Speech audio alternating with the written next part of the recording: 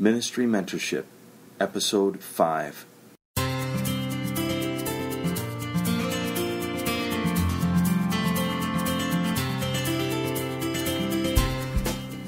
Hello and welcome to this episode of Ministry Mentorship. This is Jacob Tapia, and you're listening to a podcast dedicated to connecting apostolic leaders with young ministers for the purpose of helping them develop in their ministries. In this episode, we're going to be talking with the First Lady of the United Pentecostal Church International. Sister Connie Bernard is a wonderful woman of God who is passionate about developing people in their ministries. Let's join the conversation now. We're here with Sister Connie Bernard, and she is the wife of David K. Bernard. She's the mother of Daniel, Jonathan, and Lindsay. Her sons are both married, and her son Jonathan has 3 children. She is a graduate of Jackson College of Ministries, and her husband were elected to the General Superintendent of the United Pentecostal Church in 2009. Sister Bernard, thank you for joining us today. Thank you. I consider it an honor that you would ask me. Now, did you ever think that you would be the wife of a general superintendent? I probably could say no and yes. At the very beginning, I was raised in a very godly home, but we were more centered around our local church, maybe 1 or 2 sectional events. But other than that, at that point, no. Once I married Brother Bernard, saw how involved he was in the ministry, and that's, of course, what I wanted to do. But that thought process evolved over the years of our marriage that would be a possibility. Now, I know your husband has had you come out and sing before he preaches. Do you ever get nervous? I mean, what are you feeling when that takes place? Oh, my goodness. I'm a very outgoing person when it comes to relationships, connecting with people. That I would probably say is one of my fortes, one of my specialties. But when I am put up in front of a crowd, I get very, very nervous. I tell people all the time now that even at my age, I'm 51, I still get nervous in front of people. So at first, it was very, very nerve-wracking.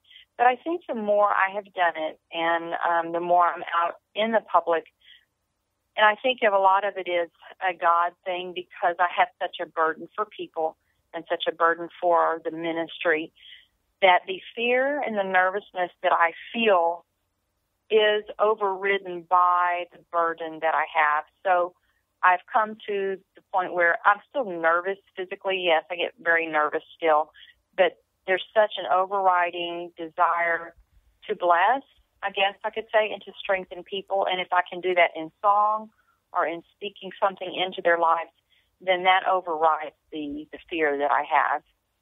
So it's a little bit of both. Well, I always enjoy hearing your songs, and the old style. Some of those songs are very impacting. And I know growing up, we grew up on hymns. Now, we do a lot of praise and worship courses, and I think there's still something to be said for some of those older songs. I'm not saying that you always do that, but there's some great. I agree with. Yeah, I agree with you. I love the older songs, and I think I've already put myself in the older category. I did that. I had to make that mind switch in my mid-40s that I'm no longer young, which is fine with me. I think people need to come to grips with where they are in their life and be happy with it and go on, because God uses us in every area of our life. But I love bridging the old and the new, and I told Brother Bernard, and he loves when we uplift the name of Jesus. And I've always tried to strive that when I sing it, especially at General Conference, I like to bring in some of the older ones, because to me, again, I'm a people pleaser. I love to be around people, and I'm always mindful of those that I'm singing to. So I know that it's such a span of age, and I love mixing the older hymns with even some of the newer songs, but I'm okay with singing older hymns. I'm okay to be. So many people have said, you remind me of Sister Urshan in the way that she loved to sing the older songs. And so that to me is a very high compliment that someone would connect me with Sister Urshan. So I thought, well, if I have that connection, then I feel like I'm doing a halfway good job. Absolutely. That's great. I won't break into my Sister Urshan impersonation right now, even though I want to very badly. No, you could. You could. Well, kind of what we're trying to do with these interviews and with the website is to connect apostolic leaders with young ministers for the purpose of developing them in their ministry. And a lot of the people that we're talking to are feeling the call of God, feeling the leading of the Spirit in a certain direction. When did you first know that you had a call, I guess you would say, or when did you first feel the leading of God in your life?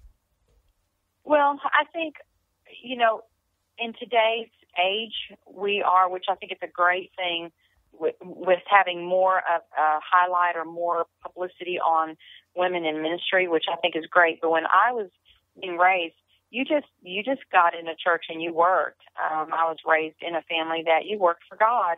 And so I think when you talk about a call of God on our life, those words weren't really even used when I was growing up as a teenager, even in early 20s when we were married.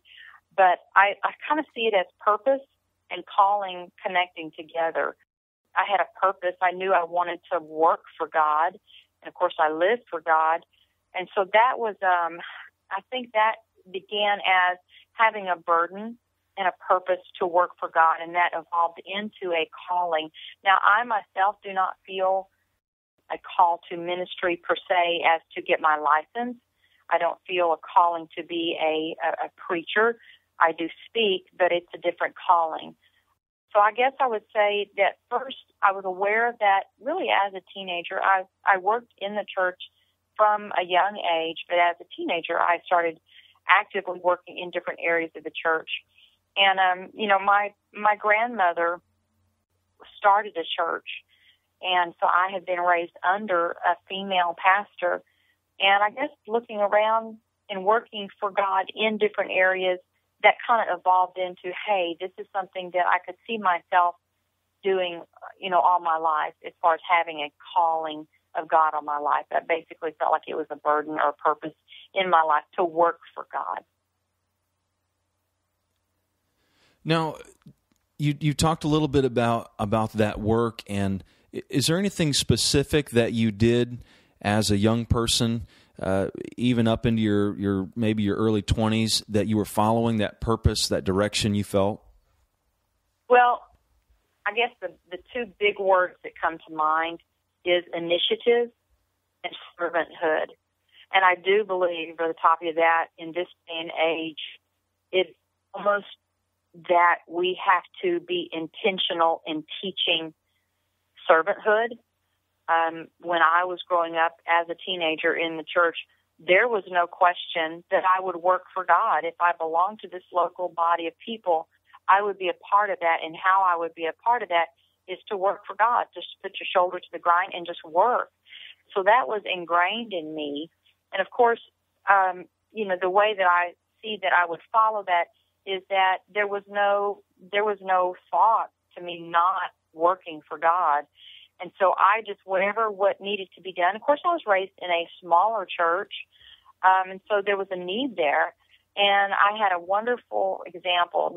Both my parents worked secular jobs all their lives until they retired, but they were also, my dad always was willing to help whenever something was needed at the church, yard work or anything like that. But my mother was more involved, and she ingrained in me the desire and the wonderful blessing of, you work for God, He will bless you. It will be rewarding for you. And so I guess, how did I follow that calling? I followed that calling as just putting myself to work for God. And it wasn't a task, or it wasn't something that I looked at with a negativity, but something that I can do for God and hopefully help people. My mother ingrained in me a love for people. And in following that, and of course, God puts a calling on your life, and how you follow that will, that creates this perpetual motion of growing in the calling that God has on your life. But I think a lot of that came by just working for God and having a heart to work for God. and being a servant to others, which I don't think we take that for granted in people when they have a heart to work for God and they take initiative to do things. A lot of people, that's not happening today.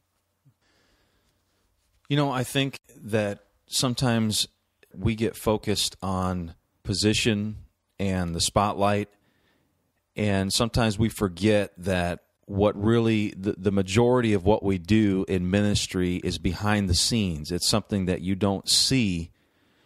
But most of the time, I know it's easy to get enamored with, we think of people as at general conference or preaching camp meetings or doing, these, what we would consider great things. But it sounds like you're kind of saying that working for God in the church, just being involved in any way that you can, not necessarily waiting for someone to tell you, but just finding a place to get involved. You're saying that's a very important part of our life. Yes, and the scripture that comes to mind is that your gift will make room for itself. God will lift you up if you were humbled before Him. And when I think of being humbled before Him, I think of doing the dirty work. Brother Bernard and I started a church in our home. I did everything. He did everything. And there's no position that I would train someone to do if I had not done it myself first. And, it takes, yes, I think if you go with it as having initiative, it's not always easy. But I think when you are willing to work, that people will see that in you. And believe me, the higher the position, Brother Bernard and I, as far as the church world, which is our life, there is no higher position than what he has right now. And, of course, that makes me in the highest female position at this point. And I see that as not, people do look at the limelight and they look at being behind the pulpit. But more than that is a responsibility. I have a responsibility to the constituents that we are leading. I feel a great burden and a great responsibility, and I have to be accountable to those people, even in my role as the wife of the general superintendent. And everybody, that works around me, I've had a real hard time with not doing a lot of the nitty-gritty work myself when there are people that that's their job to do. So it's been a major shift and adjustment for me to not do a lot of the mundane work and have other people do it. So I think if you start in the ground floor, then God will make room for you and God will open doors for you. But, I had someone here a while back tell me they felt called to pastor a very large church. And in my mind, I didn't say anything to this person, but in my mind I'm thinking, okay, well then you go into a city that does not have a church and you start a church, and then let's see how big God will grow that church. And so it is a matter of taking initiative and being a servant. And to me, even now in this position, I basically feel more of not the limelight about the job, but the more of I am a servant to 45,000 churches. I am a servant to 9,000 ministers here in the U.S. and, overseas. I am a servant to these people, and that's a great responsibility. Now, who would you consider the most influential people in your life, and why would you feel that way about them? At this point, I would say probably Brother Bernard is the most influential person because everything I do is in submission under him. And so he's my best friend, and I think that's the way it should be when you're a partner. And we work as, yes, I am submissive under him, but he has respected me in a way that we work together as a team and we have a partnership. And he wants to know my opinion. He gets my input on things, and that in turn helps me to realize and know that he respects me as I am and who I am, and that my opinion to him is worth something. It's for an opinion that he values. So I would think at this point, but my mother was a very influential person in my life because, your parents and those people that are mentors above you, you watch them and not what they say, but how their life plays out. And she was a very instrumental part in my life, my upbringing. But I would say when we started in ministry, I had not been raised in a minister's home, what I call a blue collar. I was a blue collar worker. And so I didn't have the ins and outs of ministry, but I had a confidence that my mother had inbred in me that I could do anything for God. But when we started our ministry, when we were married, a week after we were married, we started at Jackson College of Ministries. Brother Bernard was the dean of students, and he had several classes that he taught there. And I became a full-time student, plus I was also secretary to Brother Ogg, the vice president there at the college. At that point, Sister Kraft was the pastor there in Jackson, and, of course, Brother Kraft was the president, so I worked closely with her, but she was a mentor to me. And I felt comfortable enough with her because she was very real and very down to earth. And I watched her life, and I saw from her the love of people that she had. And that just reinforced what I had been trained and taught all my life. And then when we moved back to the state of Texas and started the church here in Austin, Sister Holly was the district superintendent's wife at that time. I did not know her so personal that I could tell you what her favorite color was. But at that time in my life, I was starting a totally different chapter, and I watched her from a distance. And I gleaned and learned from her. And I can't even tell you what it was about her, but Sister Holly was a very influential part of my life.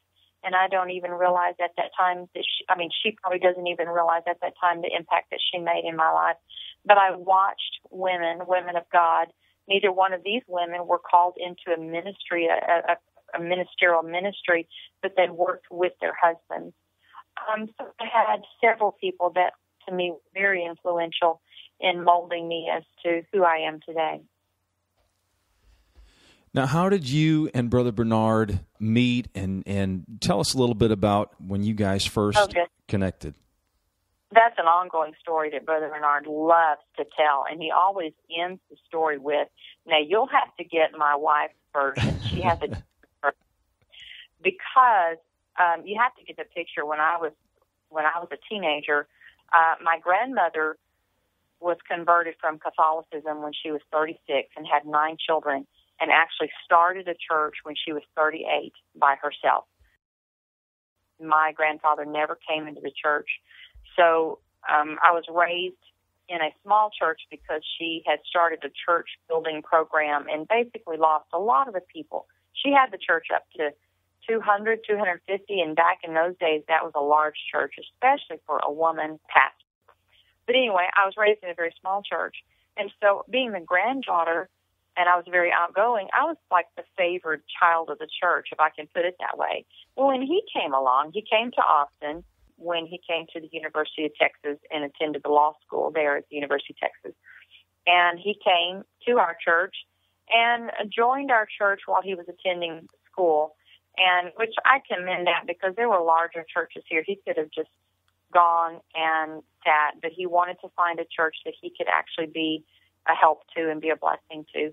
So when he came, of course, being the lawyer that he is, he always had this last word. Always, any conversation we had, any joking, anything like that, I was also always the one that had the last word because I was so outgoing. But when he came along, he always had the last word. Well, it just infuriated me. And I couldn't stand him. I didn't want to be around him. Which was really, really funny. And we worked very closely together because of it being a small church. The youth group maybe was 4 or 5 people. That's all we had. We were a very small, tight-knit group. And so even at the very beginning, I did not, of course I was raised to be kind and polite and all of that, but I just did not like him because he was invading my territory, I guess I could say. But over the years, we worked closely together. He actually had me he had me type up the Bible studies. And now my mind just totally went blank. But he did a series of Bible studies here at the church locally that he was teaching. And so I typed all the notes up for him. Well, he was kind of sneaky. He said, let me take you out for doing all this work for me. I said, no, that's okay. Long story short, I turned him down 2 or 3 times. Wow. Before I actually said yes for him to take me out. And at that point, being a law student, he was working 3 jobs, saved his McDonald's money to take me out to this very nice restaurant. And when we got there, I did not want to be there. He just really bamboozled me into going. And about midway through, and it really honestly was, I was so nervous because I just did not want to be there. I got sick, and he had to take me home in the middle of this dinner.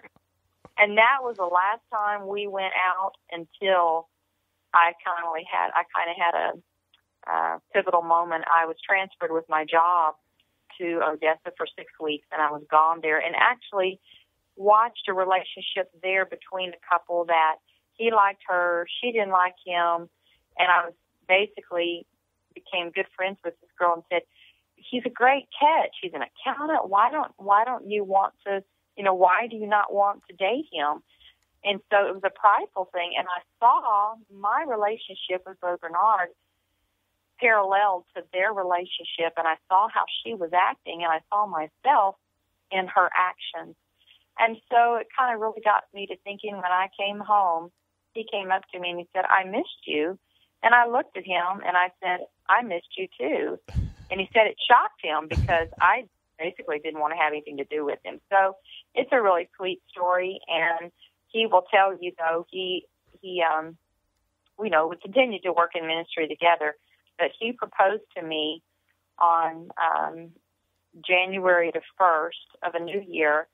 And I said yes, but I said, don't tell anyone. And so, and Lindsay, our daughter, just gets so tickled for that. She said, Mom, were you just not sure that you loved him enough? Or were you not? I said, well, I just wanted to make sure I was making the right decision. And the poor guy, we kept it at that point. Our parents knew, but we didn't tell anyone until March.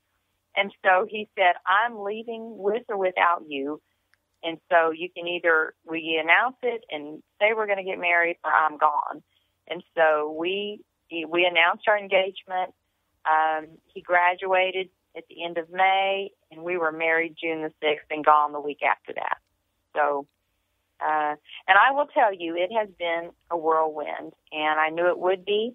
But that's when the real calling, I started feeling a deeper calling and purpose when we married and we were working ministry together. And I could see God's hand in my life along that point, coming to that point. There was a confidence that was becoming to surface. And I think it came from me working in so many areas of the church that I felt confident. I wasn't sure what the future would hold, but I knew we would be working ministry full-time and working together. And I think all of the situations that I did work in brought me to that point to feel like, okay, this is what our life is going to be. You talked about your life being in that whirlwind. What keeps you connected? What is it that keeps you focused when you're in that whirlwind time, or even some of us we've got kids, or we've got kids, we've got college, your work, and what keeps you connected? I think probably the biggest thing is I've had to learn when to pull away. And I see this, and Brother Bernard and I this year will have been married 32 years. And so I can say it'd be 32 years of full-time ministry. I can see over those years, I have seen ministers and their wives in burnout stages. And people call me a lot of times with Mother's Day just passing. It's kind of if you go on my Facebook, I have a picture of a bear in a river with goggles on, and there's little bears around her. People call me Mama Bear. And I think the biggest thing I tell people everywhere we travel around is be wary, and be aware of burnout. You have to pull away. You have to know where your limit is, and you have to be willing to step back and reconnect. of course, everybody knows this, and if you're in ministry, then you know this, but it never hurts for this to be reemphasized, is your connection has got to be with the foundation, and that foundation has got to be your connection, your personal connection with God, reading the Word, digging into the Word. If you lose that connection, then everything else goes awry. Everything will be off balance. And my big word, I think, everywhere I go, and when I'm speaking to women, to people, to ladies, to ministry, the word balance is my mantra, I guess I could say, or my word, because so many people can go overboard in, quote, working for God, that they lose the connection with God, and they also lose connection with their own balance. You've got to learn in the midst of the storm, in the midst of the turmoil, in the midst of working, pastoring, because our job is 24/7. And you know that. When you work for God, if you don't schedule times to pull away and you don't schedule balance in your life, balance with your family, it's not going to happen. Right. And I was raised in a family that, we did work for God, but our evenings were free. We weren't in the ministry, so every evening we were home. And so when we wanted to do something sporadic, we would just get up and go. If we wanted to go, my parents tell these stories how that one Friday afternoon, my mom would look at my dad and say, let's go to California. And we would get in the car and drive, end up in California Saturday, then Sunday visiting with family, and they turn around and, those are times I wouldn't suggest that to everyone, but I guess I'm saying Sure. It's just sporadic. We did things sporadically because we had time to do that. That was a huge paradigm shift when we got married, because we couldn't just at the drop of a hat go do something. It had to be scheduled. And that was very frustrating for me, number one, as a wife, and number two, just personally. But I've come to find out, because Brother Bernard is a very organized person, and I believe that God's given him the talent for being able to focus and be able to organize to the extent that he does. He's able to accomplish so many things that he does. But with that, when you schedule things, that way you're blocking time and you're dedicating time. I'm very big on family. Your family, your children, your husband, your wife comes before your church people. Does not come before your relationship with God. Does not come before your ministry per se, of what you're doing in the ministry. But I have seen too many times the pastor and his wife, or the minister and his wife, neglect, or I've seen the results of working so much for God that you neglect your family. And I've seen many instances that the children are not living for God. And I have complete confidence that God will bring them back around. But, I'm on a mission to encourage families. And more and more I see it now that it's being done, and I hope I have a small part in that people are realizing that the only people you can take with you to heaven is your family. And if you spend that time, you schedule that time with your family. You schedule a night, and if someone calls and said, we're having a meeting, we need you there, you need to say, I'm sorry, but I already have something previously scheduled. I have a meeting this night. And whether you want to call a picnic with your family meeting, you are meeting with your family, and that is important. And, children can see when their dads put them or continue to cancel things that are important. Now, your church attendance, you should be faithful. Nothing. My kids always knew. There was no question. Are we going to church this Sunday? That was a given. But when it came to an extracurricular thing at the church that I could or could not go to, I wasn't responsible for it. I wasn't to be accountable for it. And my child had a choir concert. Guess where I was going to be? I was going to be at that choir concert because it was important to my kids that were there. So I guess what I'm saying is the way you connect is you pull away. That, I guess, the salvation of your emotional well-being, your spiritual, mental well-being, being connected and staying in this ongoing 24/7 turmoil is going to be that where your breaking point is, and you know when you need to pull away. I don't mean for a week or 2 weeks. You can't stop what you're doing, but you sure should be able to pull away for an afternoon or an evening or get away for a day to reconnect with yourself and give yourself the time to rest.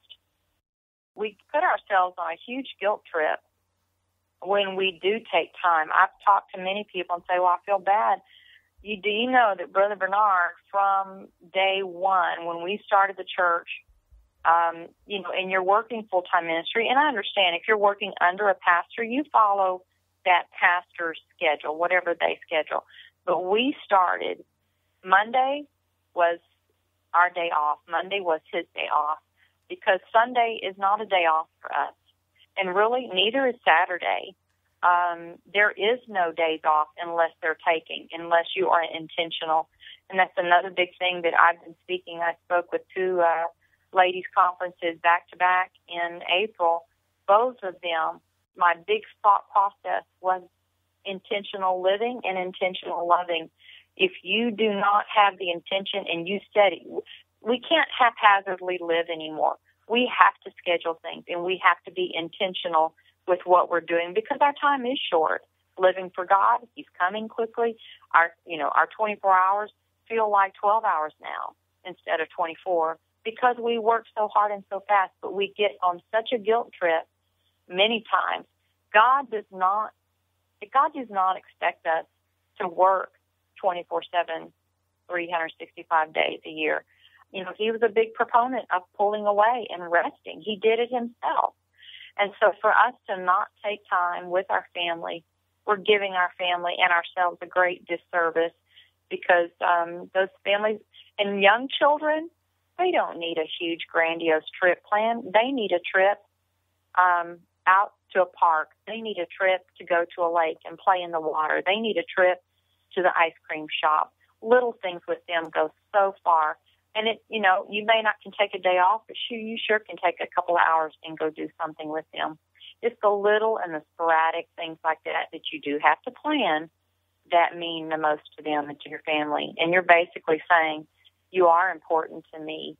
And I think when you do that, they will be more open to be willing to work for God themselves when they see that you can create a balance between family and ministry.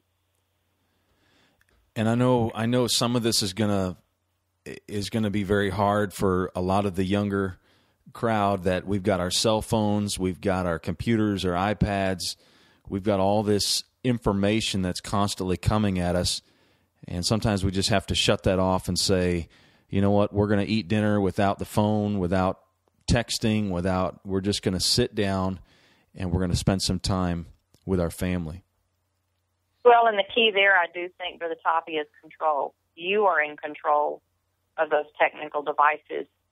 They cannot control you. And many times it's ministry. That is my ministry. Well, that's good and fine, but you are still in control of those technical devices. And the big thing I start in the holidays, I create a really pretty shoebox. I go around, everybody puts their cell phones in it. I shut it up, and it goes into a closet. And we have family time. And, that's one thing that Brother Bernard and I did with our family being young. Of course, they're all out of the house now. But when it came to dinner time, that we actually sat down together as a family and ate, we did not answer the phone. I put our answering machine on silent. And at that time, we didn't bring cell phones to the table. And to me, that's a rule. Cell phones still are not allowed at the table, because that's family time. And that's hard to do, and it's hard to change habits, but those are habits that need to be changed. Now, you've talked a little bit about servanthood and just working for God. Talk to that young person right now that is feeling that pull, that purpose. What's something that they can do right now? What are the most important things right now? Take initiative. Wherever you are, put yourself to work. Go to your pastor, to your youth leader, and say, "What can I do for you? How can I be involved?" And if you feel a calling into a certain area of ministry, get involved in that ministry on the lowest level. If it's you feel a ministry for children, then Be an assistant when it comes to children's church. Help corral the kids. Do the little things and build yourself into a ministry.